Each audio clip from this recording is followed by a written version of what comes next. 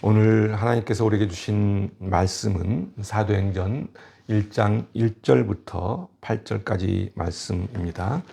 제가 읽어 드리겠습니다.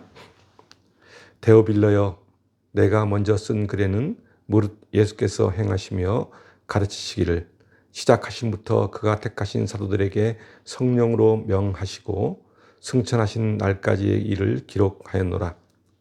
그가 고난 받으신 후에 또한 그들에게 확실한 많은 증거로 친히 살아 계심을 나타내사 40일 동안 그들에게 보이시며 하나님 나라의 일을 말씀하시니라. 사도와 함께 모이사 그들에게 분부하여 이르시되 예루살렘을 떠나지 말고 내게서 들은 바 아버지께서 약속하신 것을 기다리라. 요한은 물로 세례를 베풀었으나 너희는 몇 날이 못되어 성령으로 세례를 받으리라 하셨느니라. 그들이 모였을 때에 예수께 여쭈어 이르되 주께서 이스라엘 나라를 회복하심이 이때이니까 하니 이르시되 때와 시기는 아버지께서 자기의 권한에 두셨으니 너희가 알 바 아니요 오직 성령이 너희에게 임하시면 너희가 권능을 받고 예루살렘과 온 유대와 사마리아와 땅끝까지 이르러 내 증인이 되리라 하시니라. 아멘. 오늘 본문은 예수님이 무덤에서 부활하신 후 바로 승천하시지 않고 40일 동안 제자들에게 나타나셔서 자신의 증인이 될 것을 명령하고 있는 장면입니다. 예수님은 이 땅의 모든 사람들에게 구원의 복음이 전파되기를 간절히 바라셨습니다. 계층과 인종 그리고 지역과 나라에 관계없이 이 땅의 모든 사람들이 구원받기를 원하시는 것입니다. 그리고 그 구원의 복음이 이 땅에 전파되는 데 있어서 우리가 그 증인이 되기를 바라시는 것입니다. 그 중심이 되는 구절이 바로 오늘 본문 8절 말씀입니다. 제가 읽어드리겠습니다. 오직 성령이 너희에게 임하시면 너희가 권능을 받고 예루살렘과 온 유대와 사마리아와 땅끝까지 이르러 내 증인이 되리라 하시니라. 그렇습니다. 주님은 하늘로 승천하시면서 우리들에게 이 지상 명령을 주신 것입니다. 우리 모두는 이 주님의 지상 명령에 대한 증인이 되어야 합니다. 오늘 보면 3절을 보면은 그가 고난 받으신 후에 또한 그들에게 확실한 많은 증거로 친히 살아계심을 나타내사 40일 동안 그들에게 보이시며 하나님 나라의 일을 말씀하셨다고 말하고 있습니다.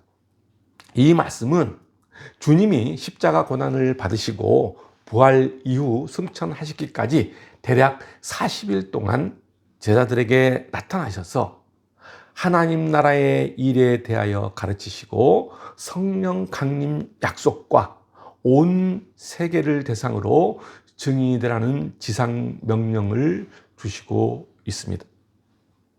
우리는 여기서 부활하신 예수님이 40일 동안 제자들에게 가르치신 그 주제가 무엇이냐 하는 것입니다. 우리는 그것에 주목할 필요가 있습니다. 그것은 바로 하나님 나라에 관한 것입니다. 다시 말하면은 하나님 나라의 확장, 즉 복음의 확장입니다. 그렇다면 왜 이렇게 하나님 나라를 강조하면서 그 복음이 땅끝까지 전파되기를 바라고 있는 걸까요? 그것은 크게 두 가지로 볼 수 있습니다. 그 하나는 우리에게 풍성한 삶을 주시기 위함입니다. 그리고 또 다른 하나는 우리를 두려움에서 해방시키기 위함입니다. 그 첫 번째 우리에게 풍성한 삶을 주는 것, 그 풍성한 삶이란 무엇일까요? 요한복음 10장 10절을 보면은 예수님은 이렇게 말씀하십니다. 내가 온 것은 양으로 생명을 얻게 하고 더 풍성히 얻게 하려는 것이라고 말씀하십니다. 왜 이런 식으로 표현했을까요? 그것은 인간이 길을 잃었기 때문입니다. 예수님은 타락하여 죄 가운데 있는 인간을 목자 없는 양으로 묘사했습니다. 인간은 길 잃은 양이라는 것입니다. 길을 잃어 어디에서 목초를 찾아야 할지, 어디서 꼴을 넉넉히 먹을 수 있는지도 모릅니다. 그리고 언제든 사나운 맹수들에게 먹이가 될 수 있는 위험에 처해 있습니다. 우리는 다 양 같아서 그릇 행한 결과 우리 인간은 삶을 사는 것이 아니라 그저 목숨만 이어간다고 성경은 말하고 있습니다. 한번 예를 들어보겠습니다. 중환자실에서 의료기기에 의존하며 생명을 유지하는 사람이 있습니다. 사람들을 알아보지도 못하고 대화도 불가능합니다. 오로지 의료기기에 의존하여 누워서 숨만 쉬고 있습니다. 의료기기에 의존하며 누워있지만은 심장은 뛰고 있는 그 환자를 우리는 죽었다고 말할 수 없습니다. 아직 살아있습니다. 그러나 그 환자는 엄밀히 말하면은 살아있는 것이 아니라 목숨만 붙어 있는 것입니다. 목숨을 이어가는 것과 삶을 사는 것은 엄청난 차이가 있습니다. 이 문제를 영적으로 바라보면 목숨만 붙어 있는 인간은 죄에 빠진 인간, 즉 타락한 인간과 똑같습니다. 죄에 빠진 인간, 타락한 인간은 살아있는 것이 아니라 목숨만 붙어 있는 상태와 다를 바가 없습니다. 죄에 빠진 인간, 타락한 인간은 세상의 풍조를 따라 살아갑니다. 그래서 그런 사람의 인생은 늘 부족하고 늘 모자라고 항상 헛헛합니다. 그리고 삶에 충만함이 없습니다. 이런 사람의 인생을 에베소 2장 2절에서는 이렇게 표현하고 있습니다. 그때 너희는 그 가운데서 행하여 이 세상 풍조를 따르고 공중의 권세 잡은 자를 따랐으니 곧 지금 불순종의 아들들 가운데서 역사하는 영이라. 그렇습니다. 이 세상 풍조를 따르고 권세 잡은 자를 따르는 인생은 회전목마와 같아서 늘 그 자리를 맴돌고 또 맴돕니다. 이것은 살아있는 것이 아니라 목숨을 이어가는 것과 똑같습니다. 이런 인생들에게 주님은 찾아오셔서 푸른 초장으로 인도하시고 생명을 얻게 하고 풍성하게 하셨습니다. 한마디로 새로운 삶을 주신 것입니다. 인간에게는 살아있는 생명의 삶이 필요합니다. 그 답을 주시는, 그 생명을 주시는 분이 바로 하나님이십니다. 인간은 자신이 어떤 존재가 되어야 하는지를 알고 있지만은 욕망으로 인해 타락합니다. 우리 인간에게 필요한 것은 세상의 풍조를 따르거나 권세 잡은 자를 따르는 것이 아니라 복음의 능력이 필요합니다. 복음의 능력은 우리로 하여금 새 생명을 얻도록 만들어줍니다. 그것은 성령의 역사로 그 능력을 얻을 수 있습니다. 인간의 행위가 아니라 하나님의 역사로 우리는 그 복음의 능력을 얻을 수 있는 것입니다. 복음은 단지 겉사람을 변화시키고 사악한 인간을 존경받는 인간으로 바꾸어 놓는 것이 아닙니다. 복음은 인간의 마음과 영혼을 변화시키는 능력이 있습니다. 인간의 깊은 내면의 세계, 그리고 본질적인 존재의 중심까지도 변화시키는 능력을 가지고 있다는 말입니다. 그래서 사람을 거듭나게 하고 새로운 삶을 살도록 만들어줍니다. 이것이 바로 풍성한 삶을 사는 비결입니다. 그리고 두 번째로 복음은 우리를 두려움에서 해방시켜준다는 사실입니다. 이 세상은 죄로 가득합니다. 죄는 두려움을 낳습니다. 그리고 그 두려움은 현실의 삶에서 도피하도록 만듭니다. 현대인들이 쾌락에 깊이 빠지는 이유가 바로 그 두려움 때문입니다. 그래서 자꾸 짜릿하고 흥미진진한 곳으로 눈을 돌립니다. 또한 죄는 다른 사람들과의 불화를 만들어내서 서로 믿지 못하도록 만들기도 합니다. 서로 조롱하고 뒷담화를 즐기며 악성 댓글을 다는 것으로 자신을 만족시키려 합니다. 성경은 그런 자들을 이렇게 표현하고 있습니다. 디도서 3장 3절 말씀입니다. 우리도 전에는 어리석은 자요, 순종하지 아니한 자요, 속은 자요, 여러 가지 정력과 행락의 종노릇한 자요, 악독과 투기를 일삼은 자요, 가증스러운 자요, 피차 미워한 자였으나. 그렇습니다. 우리도 그랬다는 것입니다. 죄인이었을 때 우리도 이와 같은 사람이었다는 것입니다. 왜 그랬을까요? 그 이유는 하나님의 형상을 잃어버렸기 때문입니다. 그러나 복음의 능력으로 하나님의 형상을 되찾고 그리스도인이 되면 모든 것이 달라집니다. 새로운 소망이 생깁니다.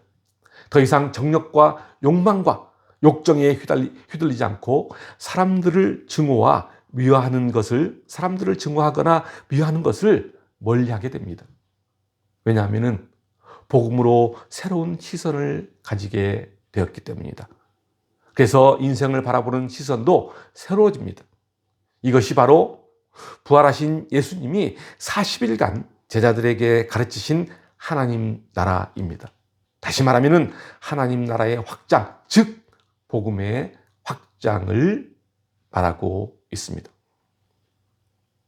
오늘 본문 2절을 보면은 예수님께서 승천하시기 전에 그가 택하신 사도들에게 성령으로 명하셨다고 말하고 있습니다. 그러니까 주님은 무덤에서 부활하신 후 바로 승천하시지 않고 40일 동안 당신의 제자들에게 나타내 보이심으로 십자가 구속의 진리를 더욱 심도 있게 가르치신 것입니다.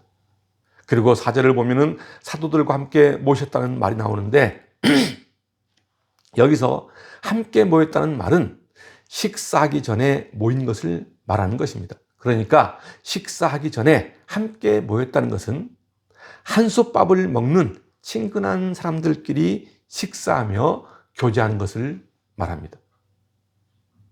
그렇습니다. 주님은 부활하신 후 40일 동안 이 땅에 머무시면서 제자들과 그리고 성도들과 함께 매우 친밀한 교제를 나누셨습니다. 그런데 여기서 우리가 주목해야 할 것은 친밀한 교제를 나눈 사람들이 극히 제한적이라는 점입니다. 고린도전서를 보면은 주님의 부활을 목격한 사람들이 500여 명에 지나지 않고 또한 주님의 가르침을 받은 사람도 매우 극소수에 불과하다는 것입니다. 왜 그럴까요? 한번 봅시다. 주님께서 공생의 3년 동안 얼마나 많은 사람들이 주님을 따랐습니까? 마태복음 4장 23절부터 25절까지는 이렇게 말씀하고 있습니다. 예수께서 온 갈릴리에 두루다니사 그들의 회당에서 가르치심에 천국 복음을 전파하시며 백성 중에 모든 병과 모든 약한 것을 고치니 그의 소문이 온 수리아에 퍼진지라. 사람들이 모든 앓는 자, 곧 각종 병에 걸려서 고통당하는 자, 귀신 들린 자, 간질하는 자, 중풍병자들을 데리고 오니 그들을 고치시더라. 갈릴리와 데가볼리와 예루살렘과 유대와 요단강 건너편에서 수많은 무리들이 따랐다고 말씀하고 있습니다. 그리고 마태복음 8장 1절에서도 이렇게 증언하고 있습니다. 예수께서 산에서 내려오시니 수많은 무리가 따르니라. 그리고 또 마가복음 3장 7절과 8절에서 이렇게 증언하고 있습니다. 예수께서 제자들과 함께 바다로 물러가시니 갈릴리에 큰 무리가 따르며 유대와 예루살렘과 이두메와 요단강 건너편과 또 두로와 시돈 근처에서 많은 무리가 그가 하산하신 큰 일을 듣고 나온다고 말하고 있습니다. 그렇습니다. 참으로 많은 무리들이 예수님의 공생에 3년 동안 따랐습니다. 그런데 그렇게 주님을 따르는 자가 많았으나 주님의 가르침을 받은 사람은 극히 일부분에 불과하다는 것입니다. 여기서 우리는 한 가지 사실을 깨달아야 합니다. 그것은 바로 주님을 진실로 믿고 섬기며 따르는 참 신앙인에게만 부활의 영광이 임한다는 사실입니다. 성경을 자세히 들여다보면 주님이 고난당하고 죽음 당하시기 전에는 당시 예루살렘의 그 어떤 사람도 주님을 볼 수 있었습니다. 믿음 없는 사람들도 볼 수 있었고, 이방인들도 볼 수 있었고, 배신자 가롯 유다도 볼 수 있었고, 타락한 종교 지도자들도 모두 볼 수 있었습니다. 그러나 주님께서 십자가 대속 죽음 이후 부활하신 모습을 본 사람들은 극소수에 불과합니다. 고린도전서 15장 4절부터 8절까지 말씀입니다. 장사 지낸 바 되셨다가 성경대로 사흘 만에 다시 살아나사 게바에게 보시고 후에 12 제자에게와 그 후에 500여 형제에게 일시에 보셨나니 그 중에 지금까지 대다수는 살아있고 어떤 사람은 잠들었으며 그 후에 야고보에게 보셨으며 그 후에 모든 사도에게와 맨 나중에 만삭되지 못하여 난 자 같은 내게도 보셨다고 말하고 있습니다. 신령한 부활체인 주님을 볼 수 있는 사람들은 어떤 사람들일까요? 그것은 진정한 믿음을 가진 사람들입니다. 정욕을 가진 자, 주님을 대적하는 자, 세속적인 가치관으로 살아가는 자, 그런 사람들은 부활하신 주님은 보이지 않습니다. 부활의 주님은 성령을 통해 진실한 믿음을 소유한 성도들과 함께 하신다는 사실입니다. 그리고 그들에게 당신을 나타내 보이십니다. 오늘 본문 4절을 다시 보면은 주님은 사도들에게 예루살렘을 떠나지 말고 내게 들은 바 아버지께서 약속하신 것을 기다리라고 말씀하십니다. 여기서 아버지가 약속하신 것이 무엇일까요? 바로 성령입니다. 5절을 보겠습니다. 요한은 물로 세례를 베풀었으나 너희는 몇 날이 못되어 성령으로 세례받을 것이라고 말씀하십니다. 그러니까 4절과 5절 전체를 종합해 보면은 너희들이 성령의 세례를 받으려면은 예루살렘을 떠나지 말고 기다리라는 말입니다. 그것이 아버지께서 약속하신 것이라고 말합니다. 그렇다면 성령의 세례를 받게 되면 어떻게 될까요? 그것은 가장 먼저 용감해지고 담대해집니다. 그리고 세상의 유혹을 물리치고 사단의 세력과도 싸워 이길 수 있습니다. 베드로를 한번 보십시오. 그는 성령 세례 받기 전에는 위기가 닥쳐오면 주님을 부인하면서 자기 목숨을 보존하려는 유약한 모습을 보였습니다. 그렇습니다. 성령의 능력이 아닌 인간적인 힘과 능력으로는 결코 세상이나 사단과의 싸움에서 이길 수 없습니다.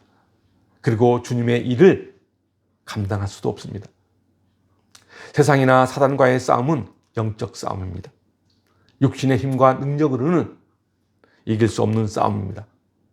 세상과 사단의 세력을 이길 수 있는 것은 오직 성령의 능력입니다.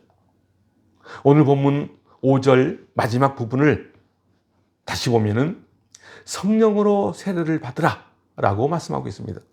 성령으로 세례를 받는다는 것은 온전한 그리스도인이 되는 것이며 죄악된 본성에서 벗어나 새로운 사람으로 거듭나는 것을 말하고 성령 세례를 통해서만 그리스도와 연합될 수 있습니다. 성령 세례는 영혼 구원을 위한 필수적인 과정입니다. 사랑하는 성도 여러분, 여러분 모두가 성령의 능력을 힘입어 세상과 사단의 세력과 싸워서 승리하는 인생이 되시길 바랍니다. 그래서 더 담대함으로 이 세상의 유혹을 물리치고 사단의 세력을 이기는 승리의 인생을 사시길 바랍니다. 오늘 본문 8절을 보면은 예수님께서 제자들에게 이렇게 말씀하십니다. 오직 성령이 너희에게 임하시면 너희가 권능을 받고 예루살렘과 온 유대와 사마리아와 땅끝까지 이르러 내 증인이 되리라 하시니라. 여기서 우리가 주목해야 할 부분이 있습니다. 그것은 바로 예루살렘과 온 유대와 사마리아와 땅끝까지 이르러 내 증인이 되기 위해서는 반드시 그 전에 성령이 주시는 권능을 받아야만 한다는 것입니다. 그렇습니다. 주님의 증인이 되기 위해서는 성령의 권능을 받아야 합니다. 그 권능을 받지 않으면 절대로 참된 복음의 증거자가 될 수 없습니다. 왜냐하면 복음이란 인간적인 말과 재주로 증거할 수 있는 것이 아니기 때문입니다. 그것은 신령한 것입니다. 신령한 능력에 의해서만 이해되고 받아들여질 수 있는 것이 바로 복음입니다. 그래서 사도 바울은 고린도전서 2장 13절과 14절에서 이렇게 말하고 있습니다. 우리가 이것을 말하거니와 사람의 지혜가 가르친 말로 아니하고 오직 성령께서 가르치신 것으로 하니 영적인 일은 영적인 것으로 분별하느니라. 육에 속한 사람은 하나님의 성령의 일들을 받지 아니하나니 이는 그것들이 그에게는 어리석게 보이며 또 그는 그것들을 알 수도 없나니 그러한 일은 영적으로 분별되기 때문이라. 그렇습니다. 영적인 일은 영적인 것으로 분별합니다. 복음은 영적인 것입니다. 복음은 사람의 지혜로 가르치는 것이 아닙니다. 아무리 복음에 대하여 유창하게 말을 한다고 해도 그것이 진정한 복음이 될 수 없습니다. 복음은 영적인 것이기에 하나님이 주신 성령의 능력을 힘입어야 합니다. 그럴 때 그 복음은 영혼을 살리는 양식이 될 수 있는 것입니다. 사랑하는 성도 여러분, 여러분 주위에 안타까운 영혼들이 가까이 있습니까? 그 안타까운 영혼들이 그들의 삶이 변화되기를 원하십니까? 그렇다면 여러분 자신이 먼저 성령의 능력으로 힘입고 성령 충만한 자가 되기를 주님께 간구하시기 바랍니다. 성령의 권능을 힘입어 복음에 합당한 삶을 살기를 간구하시기 바랍니다. 그래서 여러분이 먼저 복음의 증거자가 되는 삶을 살아야 합니다. 사랑하는 성도 여러분, 여러분 모두가 주님의 증인이 되어 주변의 안타까운 영혼들에게 생명을 전하는, 주님의 생명을 전하는 아름다운 인생이 되기를 주님의 이름으로 축원드립니다. 기도하겠습니다.